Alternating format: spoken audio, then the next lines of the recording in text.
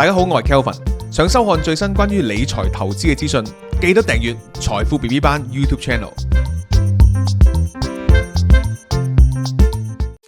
走出去，放眼世界，增長見聞，唔好做井底之蛙。你想原地踏步，定係屢創新高？逢星期二兩台聯播，笑談中國經濟，有我 Kelvin 同埋堅尼地正經馮智政。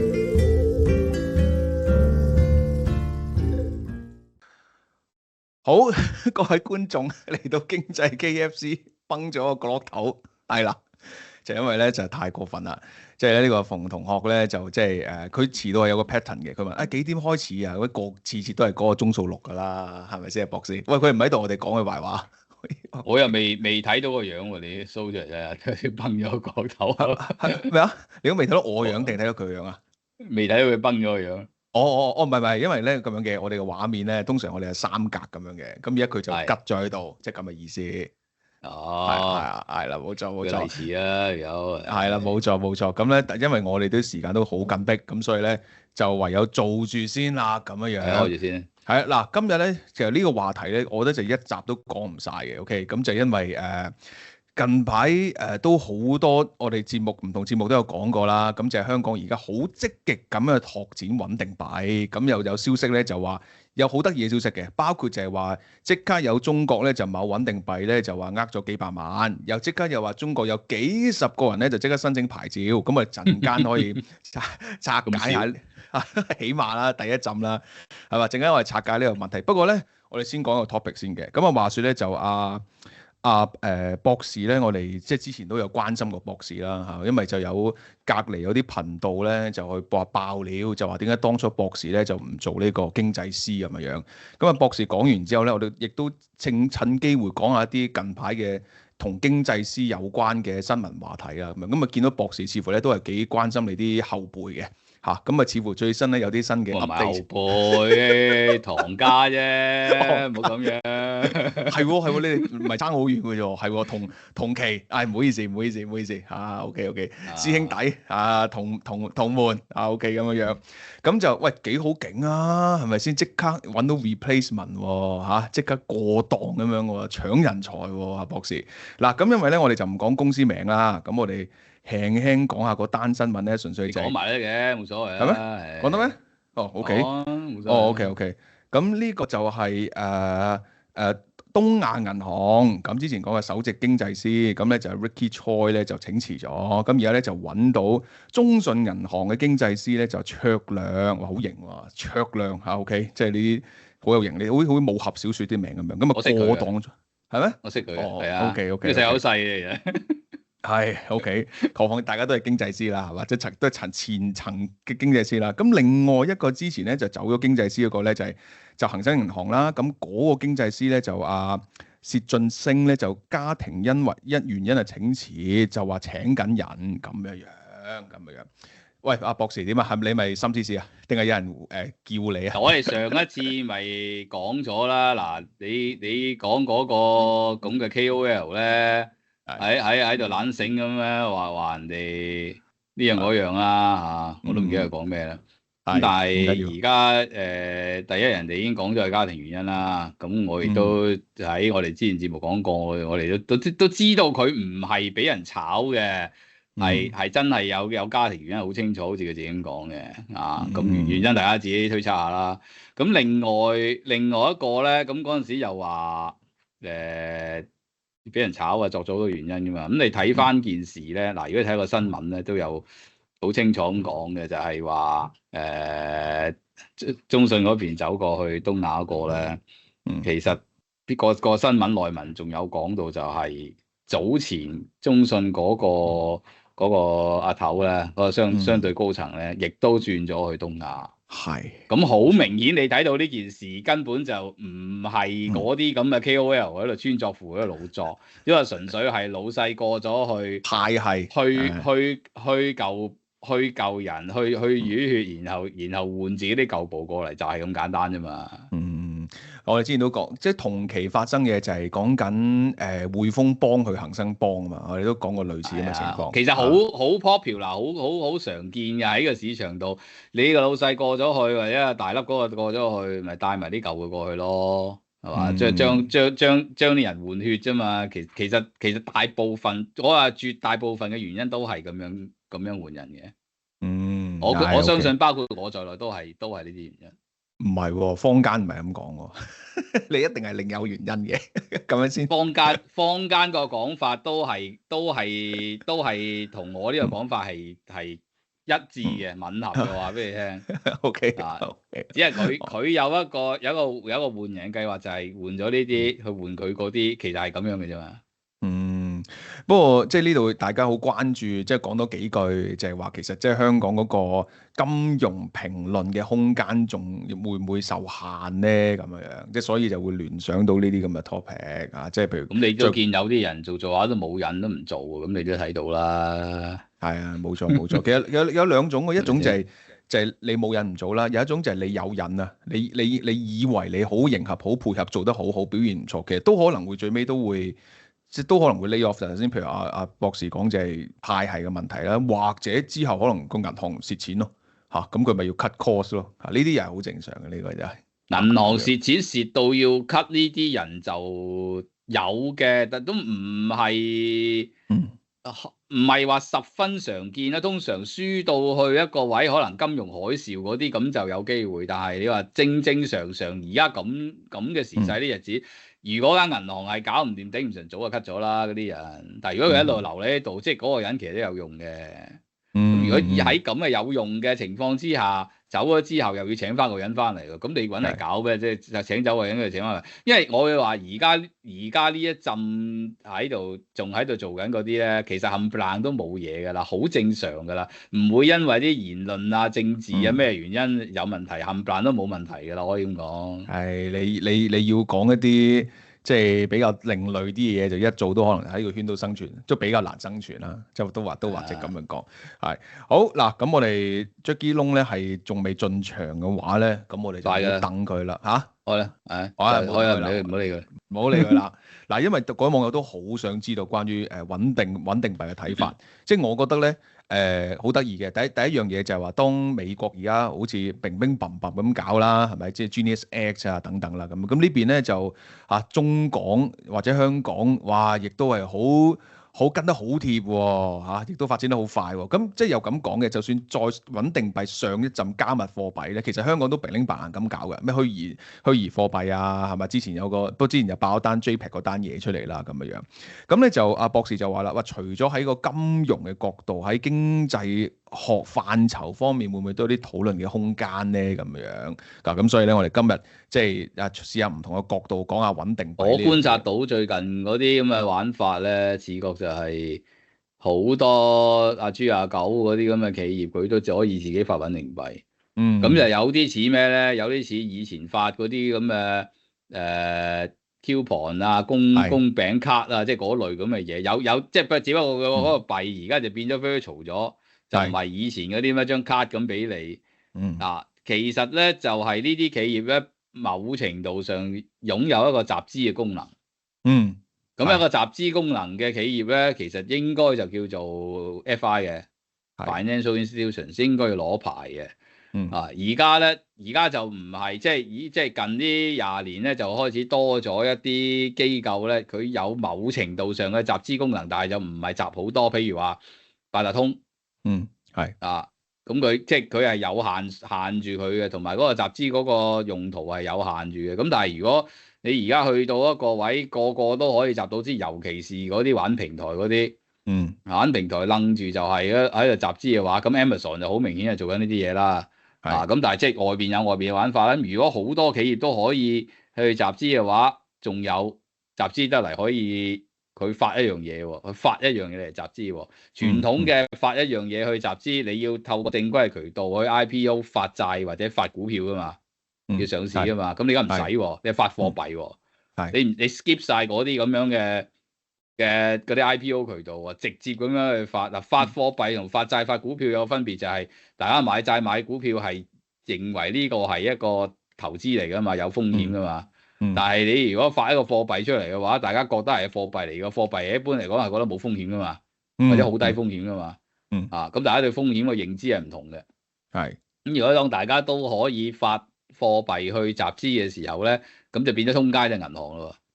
當通街都係銀行嘅時候咧，大家都可以咁樣發貨幣去集資嘅話咧，咁當然個經濟又會谷大咗啦。因為貨幣量多咗啦，咁個交投可能活躍咗啦。但係衍生出嚟嘅有一紮問題就係嗰個大家對風險嘅認知可能唔準確，或者有啲資訊不對稱，咁然後造成一啲危機，因為唔係每一間企業都係有銀行咁嘅資產或者嗰個現金嗰個水平嘅要求，咁但係你又去做呢個咁嘅發貨幣嘅行為咁呢個冇監管之下就滿街銀行嗰個狀態。當然銀行係促進交易嘅，如果個個企業都做埋銀行嘅話，咁個交易一定好暢旺好蓬勃，但係一爆起煲上嚟嗰個風險可能會好大好犀利。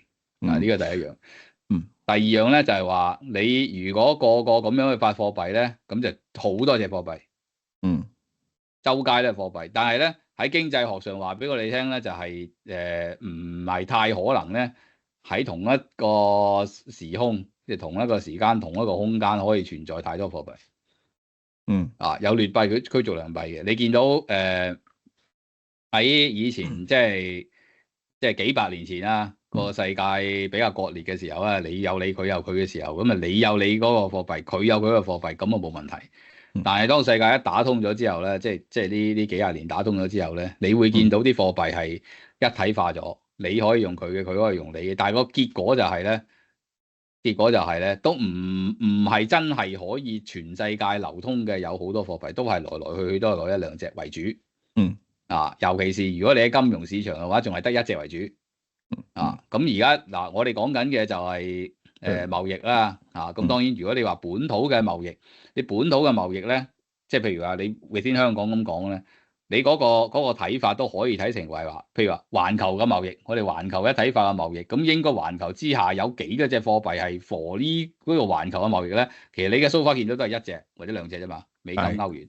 咁如果我將呢個成個環球貿易縮翻去譬如一個香港縮翻細佢，咁啊 within 一個香港裏邊可以有幾多隻貨幣去做啲咁嘅即係環港全港嘅貿易咧？咁其實你同一個 argument 咧，就應該都唔會有太多貨幣嘅喎。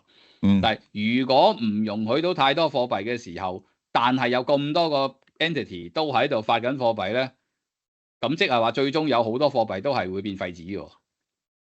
呢個嗱，即係如果因為嗱，如果世界即係譬如美國而家搞穩定幣，同呢個香港又好得意好唔同。譬如你俾美國穩定幣，我哋先假設，譬如佢而家兩個獨大啦，啲 USDT、USDC 啦，咁然後佢都係 back suppose 係會 back 美金嘅。咁頭先博士第一個 point 咪講啲風險嘅，咁譬如話你嗰個 collateral 嘅風險啊，咁你嗰個 counterparty 你呢個 exchange 會唔會冧檔風險嗱？嗰班我哋當 skip 咗佢先，淨係講你 peg currency 嗰度。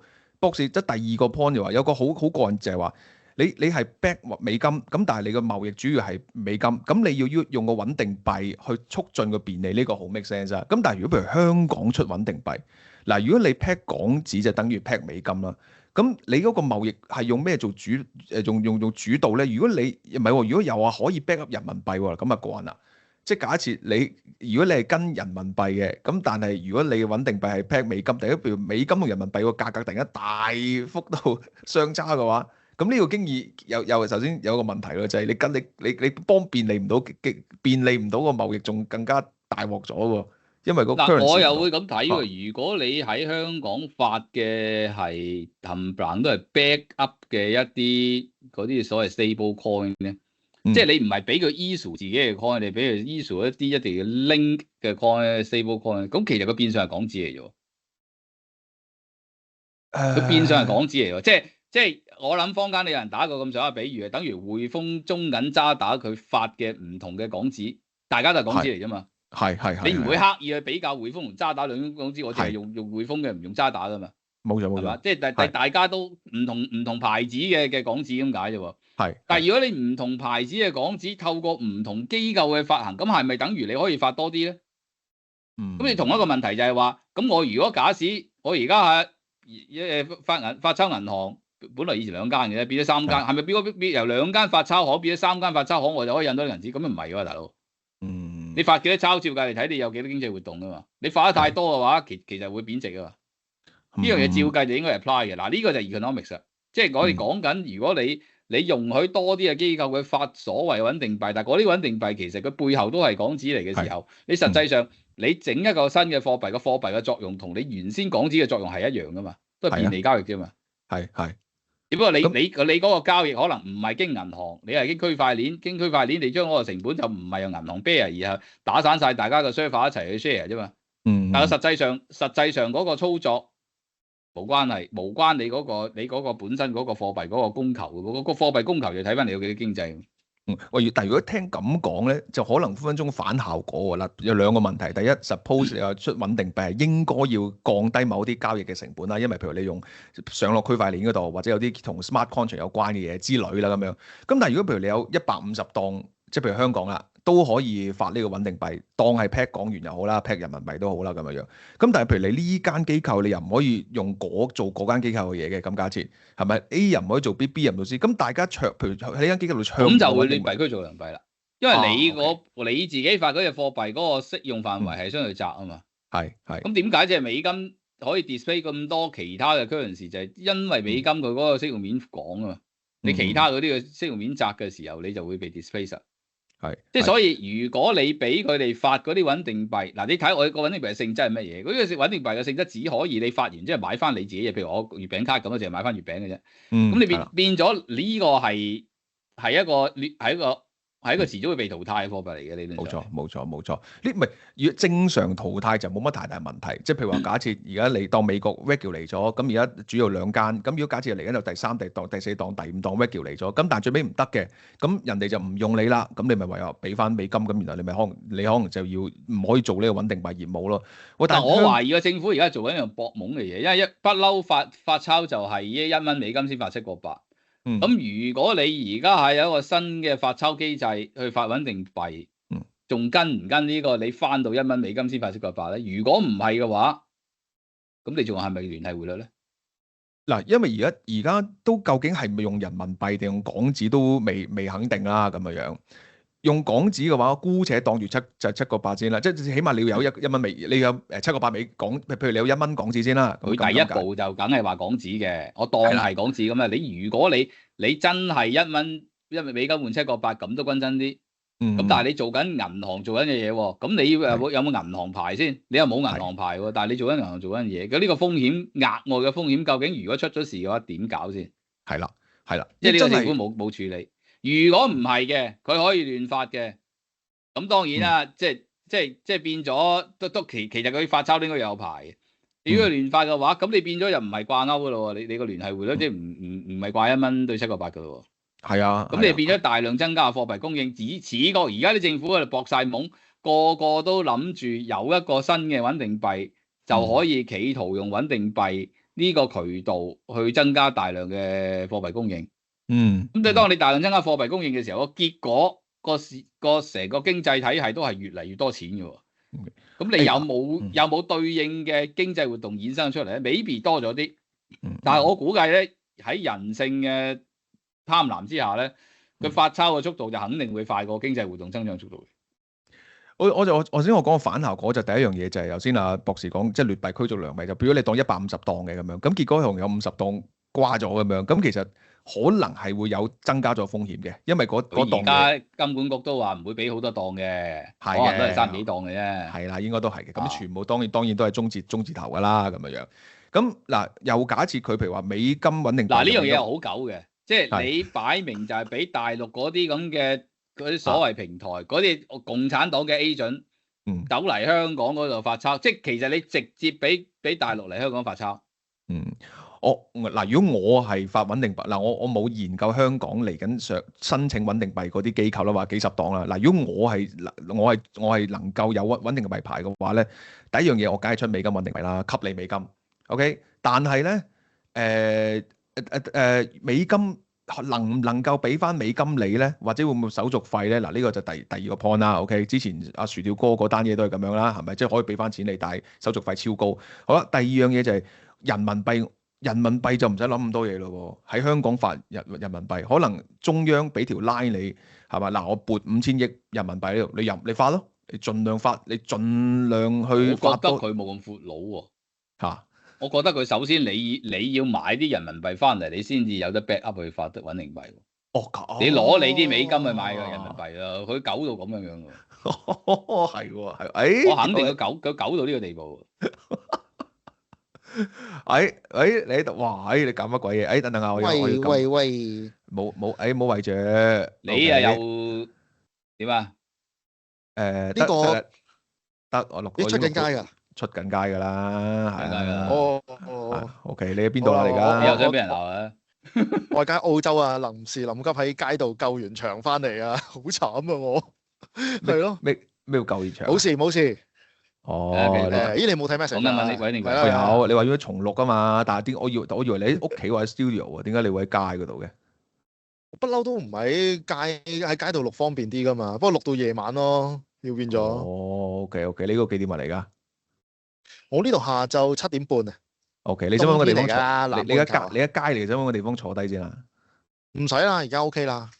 哦，OK，咁好啦。嗱，首先咧就我哋一開始咧就講咗少少關於經濟師近排新聞，咁呢 part 又過咗去㗎啦，講完啦。唔緊要，你自己睇翻啦。係啦，跟住咧我哋就講佢呢個穩定幣，咁咧就我哋啱啱講到興起嘅，就講到話如果嗱，因為做好多中字頭會申請嚟香港搞穩定幣啦，咁我哋就諗緊會點樣做法，有啲乜嘢嘅可能性嘅後果。咁啊，博士簡單又譬如有講過下就係話。你個風險啦，同埋你係咪發美金定係港紙啦？咁你會唔會有變成一個地下嘅匯率問題啦？咁人民幣係咪要點樣開發人民幣咧？係咪你自己揾啲人民？你銀行或者機構本身你要搬一堆人民，你自己要買對人民幣？我啱啱就講緊佢一定係佢要你頭先話佢俾人民幣拉你，我話佢唔會，佢一定狗到要你攞你啲美金去同佢買人民幣先。俾晒你啲美金佢先。攞晒人民幣嚟 back up 你嗰啲咁嘅 stablecoin，就算同我哋原本個講法一樣，睇住好嘅唔變晒啲港幣咯，一定向最壞嗰個方向發展嘅。但係如果我哋俾咗美金佢換人民幣，其實第一個問題我哋應該要問嘅係，咁嗰個代理機構冇嘢做㗎喎，即係如果佢係攞錢嚟然後發行呢一個嘅穩定幣，喺美國就係咁樣㗎嘛，你要買翻啲債券，然後由債券去變翻做穩定幣，咁起碼嗰個金融機構係有少少付出先啦。如果喺呢一度搞 stablecoin，我哋係要收翻香港人嘅或者港府入邊嘅美元，再換翻人民幣，咁嗰間機構咪冇嘢要付出咯，即係咁個 stable 在邊啊？stable 係一個包裝嚟嘅，愛嚟欺騙你去持有嘅。實際上就透過佢而家落嚟嗰啲大陸平台，簡直係一石二鳥三鳥。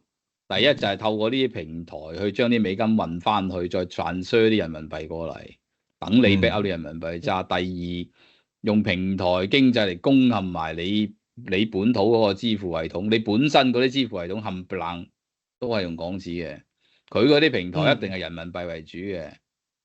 俾佢嗰啲咁樣嘅平台落嚟做銀行嘅角色，因為而家你發得 stablecoin 就變相係一間銀行嚟㗎啦嘛，即係唔使俾佢一個銀行牌照，但係佢間平台擺明車馬就落嚟做緊銀行做緊嘅嘢。仲可以將你啲數據，因為你所有區塊鏈嗰啲，你香港我唔知搞唔搞掂，直接送中，等佢去處理。我哋嘅網台工作室經已開啟咗 IG account， 想收看最新嘅突發內容、新聞評論同埋節目資訊，即刻 follow。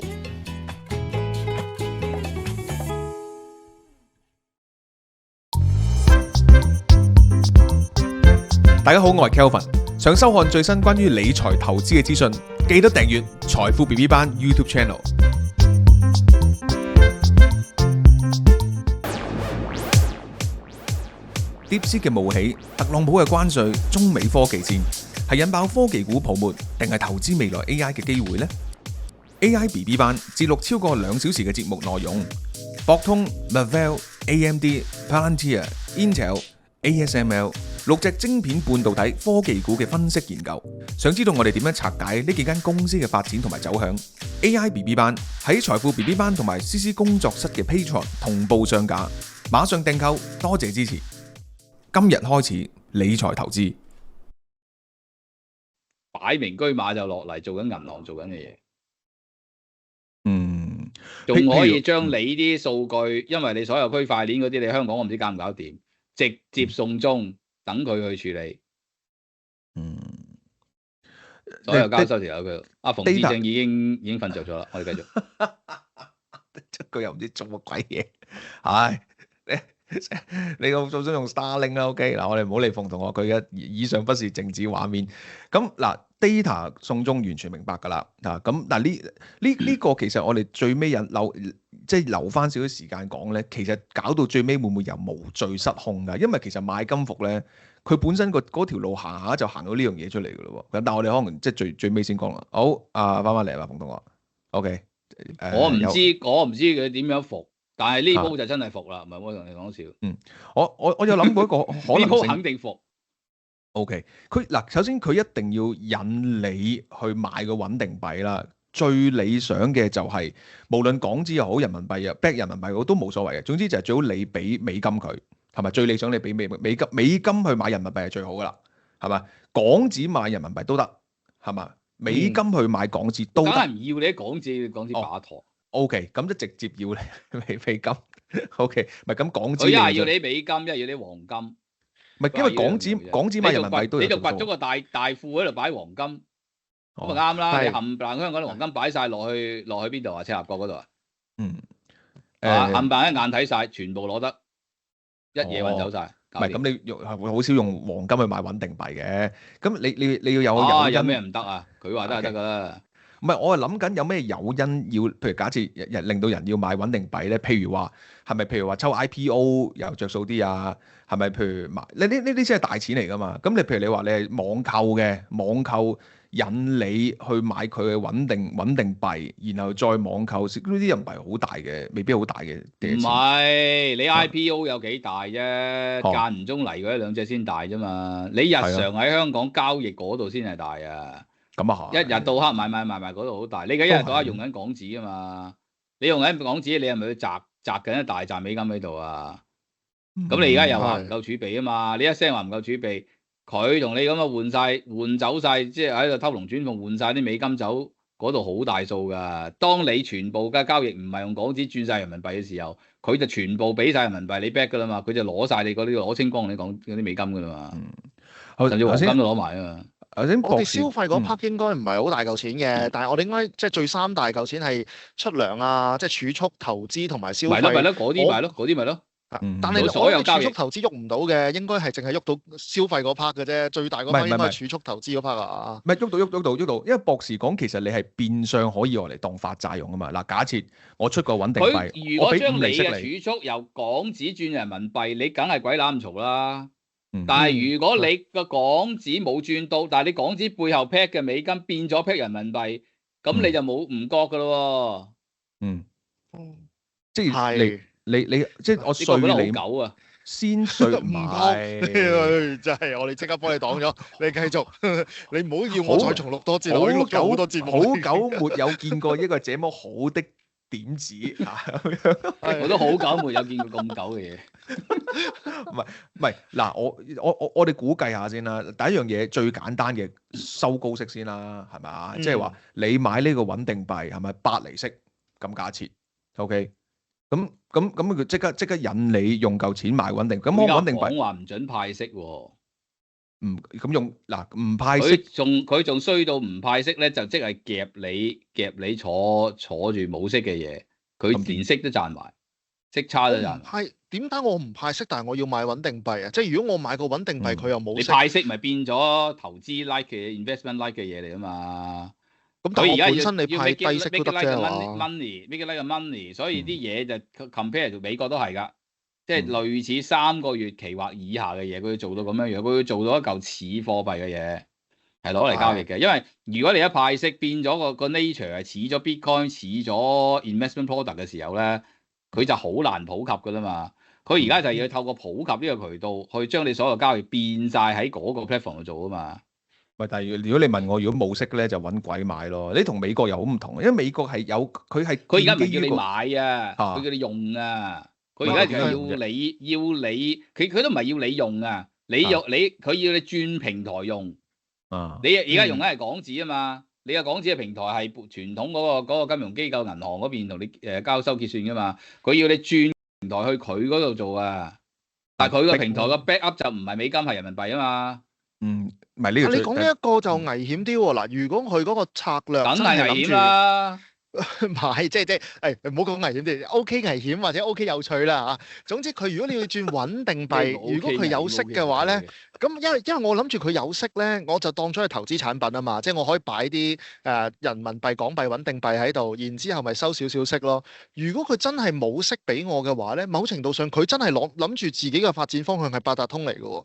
如果佢係真係當自己係八達通咁做咧，就係出現咗 Kelvin 頭先點會做八達通咧？八達通做緊啊，使佢整多個八達通出嚟。唔係做個做咩？你有整兩個八達通做咩？穩定幣八達通咯。唔派息，但係送禮物得唔得？好似啲開證券戶口嗰啲咧，即係譬如你擺幾多錢啊，送咩200蚊現金券啊、300蚊現金券啊，咁樣引你得唔得啊？咪即係京東 Kita 咯，咪即係京東或者 Kita 嗰啲咯。所以其實我懷疑佢我咁樣做咧覺得佢而家唔係要引你揸穩定幣，佢直頭係將你而家本身嗰個 platform migrate 咗去佢嗰個 platform 度。佢都係叫做港紙，對你一般人日常嚟講，你係唔知道你轉咗嘅。嚇！咁啊，咁就好大鑊喎。嗱，咁即係我係開咗個 platform。狠毒嘅呢招。如果我用好久冇見過啫。即係如果個效果係我哋出咗個穩定幣 platform，個穩定幣 platform 佢冇息㗎啦，所以導致到其實佢係 replace 緊一啲即時流轉嘅嘢啦，例如話係支付系統啦。譬如你買走去 KFC 買嚿嘢翻嚟，你一樣係咁俾錢啫嘛。但係你平時嘟呢架機同嘟嗰架機，嗱咁就有分別啦。Exactly 啦，我正想講啦，就係如果你嘟嗰架機嘅時候，佢係扣穩定幣，或者我本身就要儲定啲錢擺穩定幣嘅話咧，就會出現咗 Kelvin 頭先講個問題喎。呢個咪螞蟻金服嗰個最大嘅僭越問題咯。佢係將所有流動資金由我哋原本港元系統，哪怕去到八達通系統都好啦，我哋變咗做佢個支付嘅穩定幣系統，咁我哋就成個支付系統夾咗喺佢嗰度噶咯喎，而且佢係有晒我哋嘅 control 我哋嘅consumption 嘅數據啦，我哋幾時去消費啦，我咪講咗我哋去嗰度消費啦，一石幾鳥咯，所以攞晒你啲美金黃金，同時間攞埋你啲數據，所以佢一定要楞埋一個支付係，即係啱嘅。即係我明博士講，即係一定係成個。佢簡直係強姦式咁搶掠。冇溫柔嘅，冇強，你 feel 唔到。你 feel 唔到呢？你以為我嗰句名句，你以為你強姦我，其實我愛你㗎。咁啊，梗係唔係強姦啦。係啊，唔係如果我諗晒，如果諗埋好似博士講，譬如成個支付系統咁樣，咁就 mix，咁啊完全通，嗰件事又好通晒啦。但係唔通喎，因為如果支付系統咧，你諗下最大問題就係螞蟻金服嗰陣時死咩咧？就係如果我哋將支付系統咁 powerful 嘅經濟數據，我哋又將咁大嘅儲備，因為你支付系統你成日要結算㗎嘛，所以你本身要擺大一嚿錢喺度啦，再加上咁多嘢擺咗一間私人公司上邊咧，其實呢個咪就係螞蟻金服嘅死因咯。而家我哋有40間公司走去爭緊呢個位數嘅穩定幣牌照，某程度上咁其實你冇理由咁樣俾恒生匯豐賺咗呢嚿嘅話，你梗係你要做你都自己國家嚟做啦，咁你點會俾恒生匯豐做啫？同頭先我直寫嚟咁同博士講，我覺得最尾係可能會即係會 backfire 啊！即係嗱，對於中央角度，第一我又可以多咗人用，第一攞美金，第二又攞 data，第三咪多咗人會揸人民幣，係咪？咁我又可以喺即係叫做扣住你喺我 platform 嗰度。咁但係明知係咁，點解會咁多人申請咧？喂，呢啲即係叫咩？上有對策。你如果出即係譬如咁多中央機構出咗穩定幣，喂，咁啲錢咪走咗出嚟咯。嗱，即係我覺得最尾入邊有走錢㗎，最尾就我哋係咯，即係所以我哋呢個穩定幣係一個中央化嘅 blockchain 嚟嘅，唔係一個去中心化 blockchain 嚟。即係你傳統我哋識嗰啲就去中心化㗎嘛，真係大家個 server 一齊去 run 嗰嚿嘢啊嘛。而家你見到全世界嗰啲政府做緊嘢，就係要喺個去中心化個市場度立翻嚟。係中心化翻件事，唔係，但係譬如我即係我意思就係譬如話嗱，假設中國內地有牌去申請穩定幣啦，咁你中國人可唔可以買嗰啲穩定幣先？嗱，呢個第一個問題。咁佢喺中國境內可唔可以買啲穩定幣先？嗱，如果係嘅話，你嘅穩定幣 suppose 係 crypto 嚟，即係一個監，即係佢去到一個位，唔係到你買唔買嘅。如果你走去 KFC 去買雞嘅時候，係佢本身係兩架機，譬如嘟啊得翻一架嘅時候，咁你買唔買？嗱，係啊我 point 就係話，嗱，你 KFC 啊買炸雞一定得個即剩嗰廿嘅啫，OK？咁譬如我喺中國境內用咗穩定幣買股票、買港股咁價值，或者買香港嘅基金，咁然後我喺香港嗰度咁攞翻錢走，咁得唔得咧？我攞翻佢對到數噶嘛？佢資本管制外管局已經截咗你啦。佢外管都截你好多方法，唔係淨係截外匯科，即係 remittance 啫嘛。你所有其他渠道佢都可以截你噶嘛。嗱，而家大陸走去對你數，佢其實對你副身家，你喺裏邊副身家少咗幾多嘢，佢就睇下你出邊有冇多咗幾多嘢，佢咁樣對你嘅。佢話知你點樣走啊？但我覺得上有對策。嗱，譬如我喺中國，我買咗穩定幣，然後買股票，咁然後香港跌咗好多，蝕咗好多咁樣，咁我蝕咗錢啫嘛。一路都做緊啦，呢啲咁嘅走錢方法，淨係等澳門賭場賭法啫嘛。Exactly，所以我就話你之前你打啲咩老所以佢而家咪對啊你數咯，睇下你副身家少咗幾多，然後就咁樣去搞你咯。但係阿馮嗰個問題咧，應該都未必發生到啊，因為啱啱係咪發生咗一單咧 USDT 嘅即係所謂嘅割禾青事件，定係嗰啲總之龐氏騙局，然後走佬事件啦。有人大家買咗 USDT，諗住就可以穩定地派息，雖然唔知點解 USDT 會派息，跟住派咗個幾好嘅息，然後發覺係因為佢龐氏騙局，佢本身係冇息派噶嘛，佢拿你啲嘢佢坐 Treasury 嗰就4-5厘啦。咁但係佢咁派得好好嘅。嗱，呢個就係個平台。佢咁當然唔係淨係坐 Treasury，佢再做啲嘢佢就可以派得好噶啦。佢基本上係一個基金嚟嘅。係啊，但係嗰個人咧係臨尾捲咗百幾億走，咁而家咧被控個問題喺邊度咧？就係當年發覺啲人係用 USDT 入金，咁所以導致到咧嗰個走佬嘅方式咧，大家就 trace 唔到究竟點樣去咗邊度。但係阿馮而家擔心就係會唔會係有走資情況啊嘛？其實嗰件事係發生喺兩個時空階段㗎。因為上一個階段咧就係佢未做中央化，所以你入 USDT 嘅時候咧，分分鐘你已經走咗出去嘅錢，然後再用 USDT 再入翻落去。咁但係如果阿馮講一樣嘢就係，如果我哋已經人民幣 USDT 嗰一隻嘅合法化咗咧，嗰個背後嘅中央交易商咧，其實係即係北京政府香港政府嚟嘅，所以其實你唔會 trace 唔到嘅，因為個 know your client 係會知道你買緊咩同埋你走咗邊嘅。呢個個啦，因為你買佢嘅 stablecoin，佢一定掌握晒你所有。係啦，嗱，因為 USDT 本身成一個 crypto，佢本身係一個係可以話去穩定幣一定絕對唔會去中央化噶啦。但係你話佢可以用一種 crypto 方法走咗出去，咁呢個另外一件事。但我想講就係譬如中國出嘅穩定幣，咁當然係一定 trace 到晒啦。但係穩定幣你要攞嚟買其他嘢噶嘛？即係如果穩定幣買唔到嘢嘅話，你冇 Q 用㗎，基本上係。咁我就交易平台咪發牌咯，咪就係呢幾個交易平台啫嘛。咁呢幾個交易平台嚟買去都係自己嘢嚟㗎。買有咩俾佢買咧？所以佢咪要有啲夠闊嘅平台打入嚟，首先等你買嘢咯。而家就透過啲平台懟落香港打殘你而家你本身香港嗰啲平台先咯。係咁最容易想像嘅都係啲網購啦，係咪？打唔打台啊？就係咁樣咯。但係第一打殘你，然後等你用佢啲平台，焗你用佢啲平台嘅時候，你所有買嘢你就要焗住用佢嗰個系統，佢個系統後邊就係 blockchain，佢嘅 blockchain。係咁你咪冚唪唥成條龍焗住用嗰啲嘢咯。係呢個其實同數碼人民幣都係同出即係切㗎啦，即係嗰個即係個做法嚇。OK， 不過改咗個名啫嘛，都係嗰樣嘢。數碼人民幣就擺明居買人民幣，你擺明居買人民幣，你一落香港一 sell 嘅話，大家有抗拒嘅。係針照啊！你而家藍到唔問紅到發紫嗰啲冚唪唥，其實都好忌嘅。你同佢講人民幣，佢都彈開嘅，即係。大家心照啊！呢啲嘢，即係數碼咁係咪即係冇咗數碼人民幣呢個計劃？嗰啲懵盛盛以為冇事，仲喺度賣港賊咁賣俾成個香港賣埋俾大陸，咁俾晒佢咯。你睇住咧，其實最有錢就係呢班友，最有錢啲就係呢班藍到唔問紅到發紫嗰啲，唔把錢俾晒佢。咪但係藍到唔藍紅到唔紅，好有錢嗰班咧。拍手啦，大家！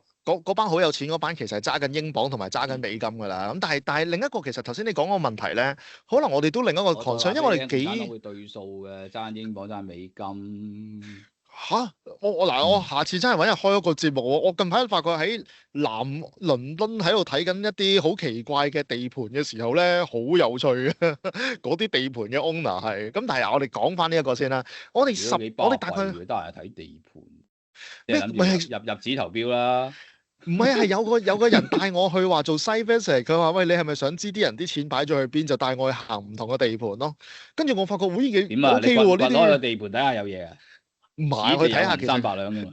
佢發覺好多中文啫。我話咦呢間公司唔係就嚟破產嘅咩？點解呢度仲開緊盤嘅咁樣？咁跟住咪大家總之另一個故仔啦。咁但係呢個位咧，我哋講翻1年之前咧，我哋係有數碼人民幣呢個計劃噶嘛？大陸 run 咗噶啦，係咪呢件事喺香港就已經 replace 咗 by 呢個人民幣replace by 穩定幣呢個政策噶啦？即係冇再有數碼人民幣噶啦。一個 variant，一個變異版本。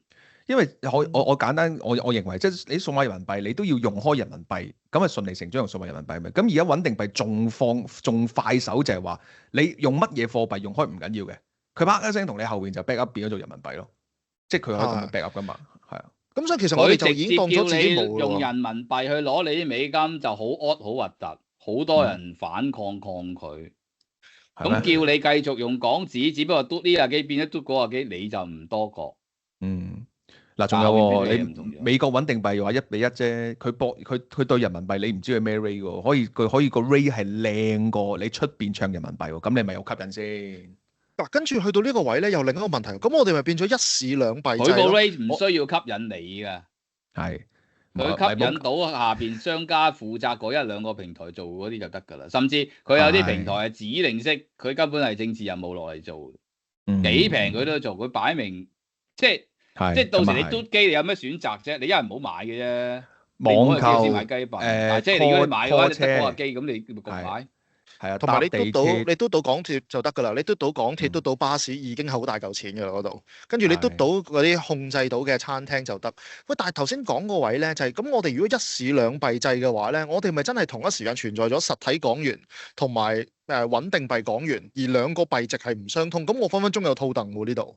我套到喎。一市兩幣，你最多係叫港幣，佢冇話整一個新嘅港幣。個名啫嘛，咁你明知呢個戶口嗰個港幣係美金嘅，嗰個戶口嘅港幣其實後邊係人民幣嘅。你唔知咁咪一市兩幣咯。你唔知啊，因為你俾錢嗰下就係你喺你個戶口度攞港紙，咁牌面上而呢家戶口銀行嗰個仲係掛緊美金啊，嗰啲港紙掛緊美金，牌面上係。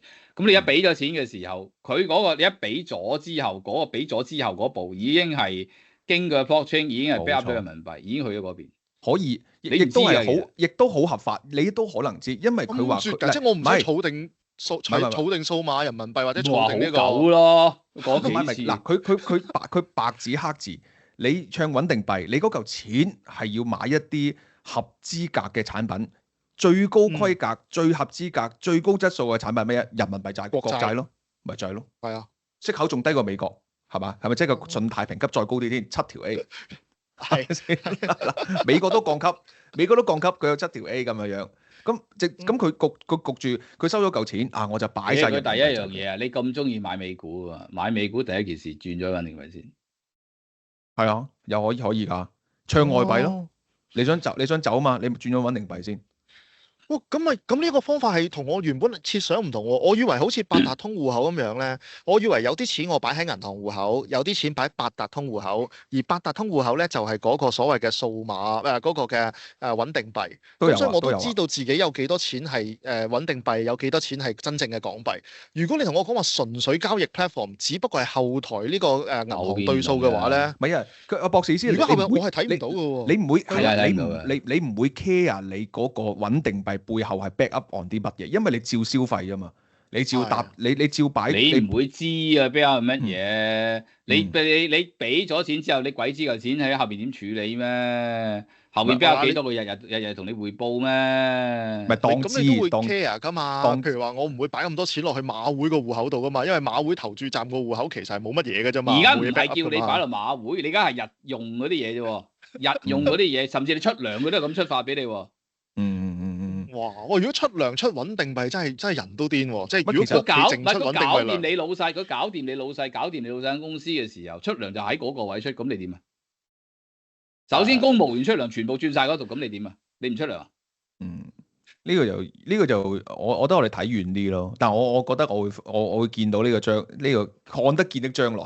呢個係澳看得見嘅未來門人工我覺得呢個係唔係好遠嘅啫，呢樣嘢。我都想知喎，澳門而家出糧呢件事可以係出咩？發生得好快。就要睇香港政府推行得有幾快啦。而家似乎都推行得唔錯。OK，點樣推行好快？即係佢一邊嗰個系統係大行其道，一邊係慢慢冇或者好快冇嘅時候，咁你點啊？即係嗰陣時啲屎坑橋一樣啫嘛，數安心出行一樣啫嘛，一模一樣嘅咋。你初話電子個電子一次唔準電子啊，全部數安心出行，咁你死冚唪唥都要搞。阿博士有另一個問題係啲網友問嘅，因為上一集你咁樣講嘅時候咧，有網友已經問，咁會唔會影響緊呢一個實體港幣嘅7.8？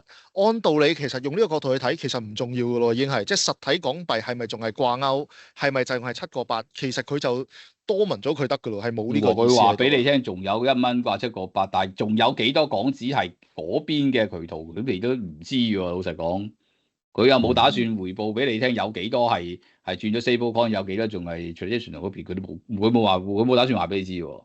即係當然我哋諗最理想完美嘅情況就係我買咗 stablecoin，我想轉翻錢係得嘅，即刻俾翻錢你咁樣。咁但係冇問題咪得咯。咁如果有問題嘅話，嗱美國薯條哥都識表現咗一次啦，就係得你俾翻錢啊嘛，手續費99%又得，延期俾你又得。唔係啊，你嘟咗嗰下，你已經 agree 咗用 stablecoin，你 agree 咗，你 implicitly agree 咗，你係嗰個 stablecoin 係逼人民幣嘅。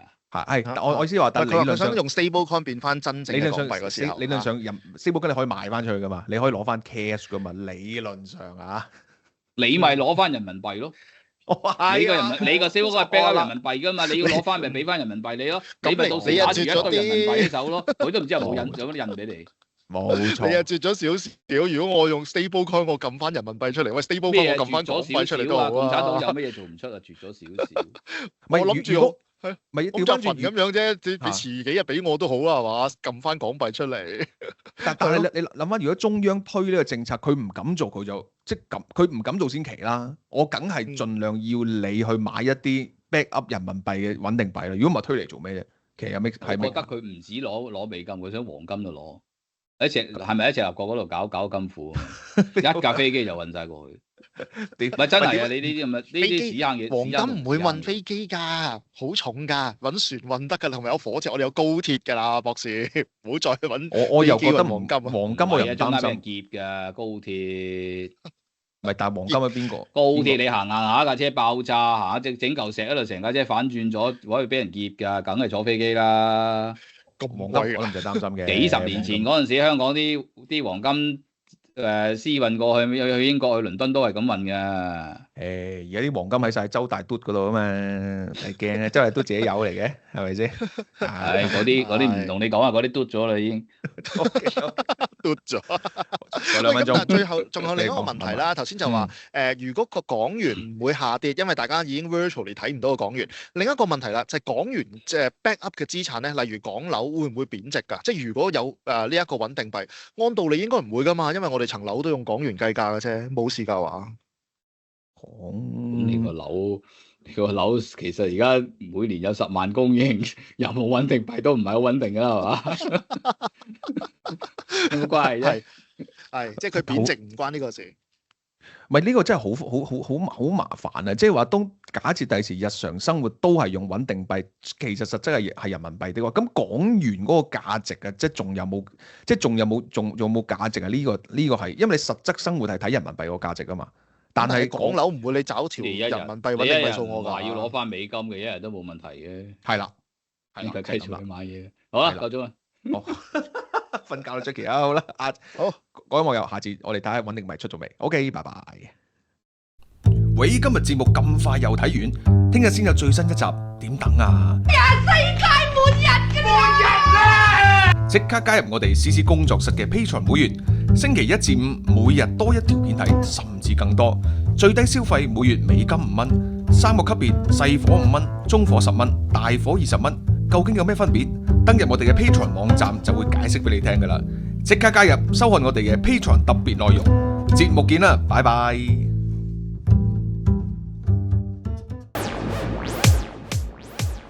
DeepSeek 嘅冒起、特朗普嘅關稅、中美科技戰，係引爆科技股泡沫，定係投資未來 AI 嘅機會呢？